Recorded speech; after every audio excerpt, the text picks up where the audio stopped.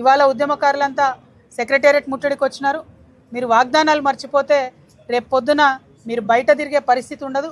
ఉద్యమకారులందరికీ కూడా బాసటగా అండగా జాగృతి కూడా ఉంటుందని ఈ సందర్భంగా తెలియజేస్తూ ఉద్యమకారులు దయచేసి ధైర్యంగా ఉండాలి.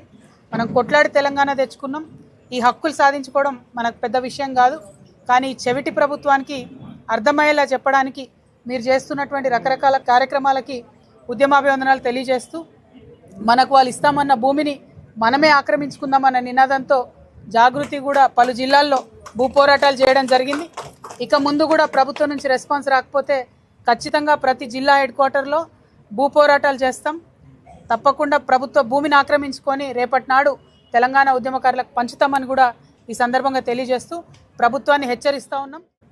మరి ఆనాడు బీఆర్ఎస్లో అదేవిధంగా ఇవాళ కాంగ్రెస్లో తెలంగాణ ఉద్యమకారులకు దక్కాల్సినటువంటి గౌరవం కానీ అంతో ఇంతో ప్రభుత్వం నుంచి రావాల్సినటువంటి చేయూత కానీ ఏది కూడా రాలేదనేది చేదు వాస్తవం. ఇవాళ ఉద్యమకారులంతా సెక్రటేరియట్ ముట్టడికి వచ్చినారు.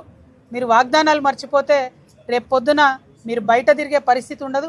ఉద్యమకారులందరికీ కూడా బాసటగా అండగా జాగృతి కూడా ఉంటుందని ఈ సందర్భంగా తెలియజేస్తూ ఉద్యమకారులు దయచేసి ధైర్యంగా ఉండాలి. మనం కొట్లాడి తెలంగాణ తెచ్చుకున్నాం. ఈ హక్కులు సాధించుకోవడం మనకు పెద్ద విషయం కాదు. కానీ ఈ చెవిటి ప్రభుత్వానికి అర్థమయ్యేలా చెప్పడానికి మీరు చేస్తున్నటువంటి రకరకాల కార్యక్రమాలకి ఉద్యమాభివందనాలు తెలియజేస్తూ మనకు వాళ్ళు ఇస్తామన్న భూమిని మనమే ఆక్రమించుకుందామన్న నినాదంతో జాగృతి కూడా పలు జిల్లాల్లో భూ పోరాటాలు చేయడం జరిగింది. ఇక ముందు కూడా ప్రభుత్వం నుంచి రెస్పాన్స్ రాకపోతే ఖచ్చితంగా ప్రతి జిల్లా హెడ్ క్వార్టర్లో భూ పోరాటాలు చేస్తాం. తప్పకుండా ప్రభుత్వ భూమిని ఆక్రమించుకొని రేపటి నాడు తెలంగాణ ఉద్యమకారులకు పంచుతామని కూడా ఈ సందర్భంగా తెలియజేస్తూ ప్రభుత్వాన్ని హెచ్చరిస్తూ ఉన్నాం.